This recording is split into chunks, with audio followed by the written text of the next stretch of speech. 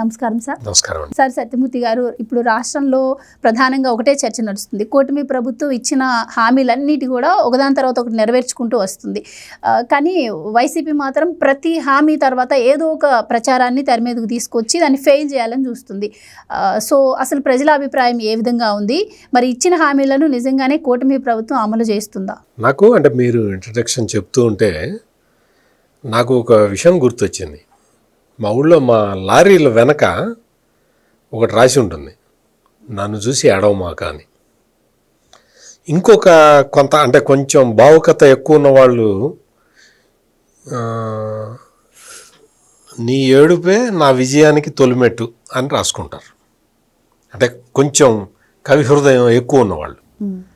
బేసిక్గా ఏంటంటే ఎదుటివాడు ఏడుస్తూ ఉంటే మనం అంతా పెరిగినట్టు లెక్క, అంత విజయం సాధించినట్టు, అంత అభివృద్ధి చెందినట్టు మన జీవితంలో. ఇది లారీల మీద రాసే జీవిత సత్యం. నన్ను చూసి ఏడవద్దు అని రిక్వెస్ట్. నన్ను చూసి ఏడవమాకరా, నువ్వు కూడా వీలైతే నువ్వు కూడా డెవలప్గా, నువ్వు ఎంత ఏడిస్తే నేను అంత డెవలప్ అయినట్టు లెక్క అనే. అంటే ఈ రెండు కూడా మూల సూత్రాలు. ఇక్కడ సూపర్ 6 సూపర్ 7 అని చెప్పి పెద్ద వెటకారంగా మాట్లాడాడు జగన్మోహన్ రెడ్డి. చాలా వెటకారంగా మాట్లాడాడు. తన హావభావాలు, తను ఏదో వెకిలిగా నవ్వుతూ, చిక్కటి చిరునవ్వు అంటాడు కానీ అది ఒక వెకిలి నవ్వు. అటువంటి ఒక వెకిలి నవ్వుతూ సూపర్ 6 సూపర్ 7 అని ఏదో అన్నాడు. ఇప్పుడు ఏమైంది? మొత్తం అన్ని ప్రోగ్రామ్స్ ఏవైతే చెప్పారో అవన్నీ కూడా ఒక్కొక్కటి పక్కడ్బందీగా ఇంప్లిమెంట్ చేసుకుంటూ వచ్చి ఆగస్టు 15 రోజు స్త్రీ శక్తి అని చెప్పి free bus travel for women అనే స్కీమ్ను వదిలారు. ఎప్పుడైతే తల్లికి వందనం స్కీమ్, ఇంట్లో ఎంతమంది పిల్లలుంటే అంతమందికి తల్లికి వందనం డబ్బులు వేశారో ఆ రోజునే జగన్మోహన్ రెడ్డి మొహంలో కత్తి ఘాటుకి నెత్తురు చుక్కలేదు.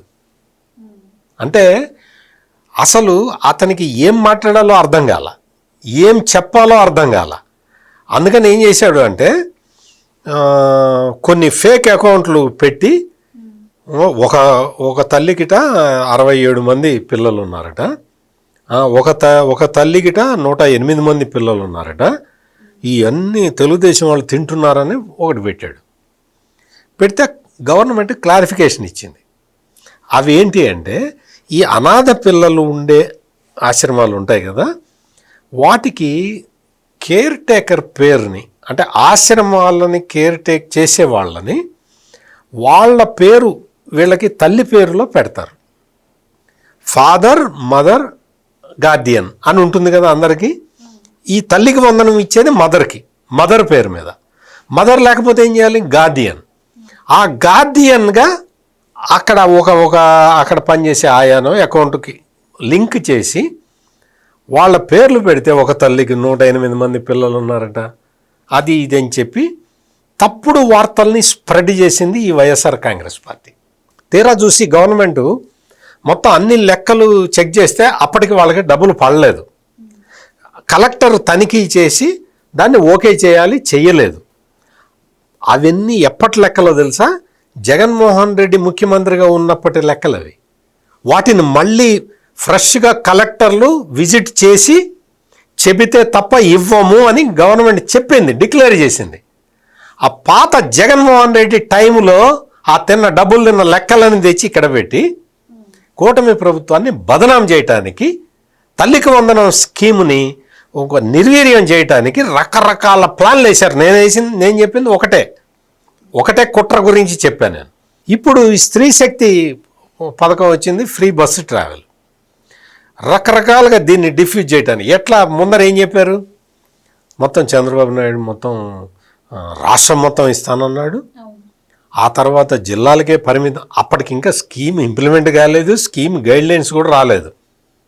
జిల్లాకే ఇస్తున్నాడు, ఇది మోసం అని జగన్మోహన్ రెడ్డి చెప్పాడు ప్రెస్ కాన్ఫరెన్స్లో. ఇప్పుడేంటి ఎక్కడికైనా వెళ్ళొచ్చు అని చెప్పారు. చెబితే ఎక్కడికైనా వెళ్ళొచ్చు అని చెప్పేశాడే ఈయన. దీనికి ఏం చేయాలి? ఏడుపే కదా, పొద్దున్నుంచి ఆ లారీ వెనకాల రాసుకున్నట్టే, నన్ను చూసి ఏడవద్దురా అని ఆ లారీ అతను రాసుకున్నట్టు ఏడుపు, పొద్దున్న లేచిన దగ్గర నుంచి ఏడుపే.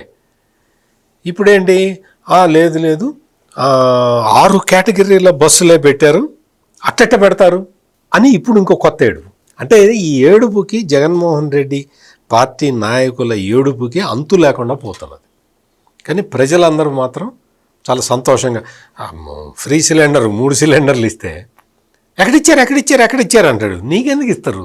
ప్యాలెస్లు ఉన్న వాళ్ళకి ఇవ్వరు ఫ్రీ సిలిండరు. ఫ్రీ సిలిండర్ పేద మహిళలకు ఇస్తారు, ప్యాలెస్లు కట్టుకునే వాళ్ళకి ఎందుకు ఇస్తారు? ఇవ్వరు. Please subscribe to Leo news for more videos.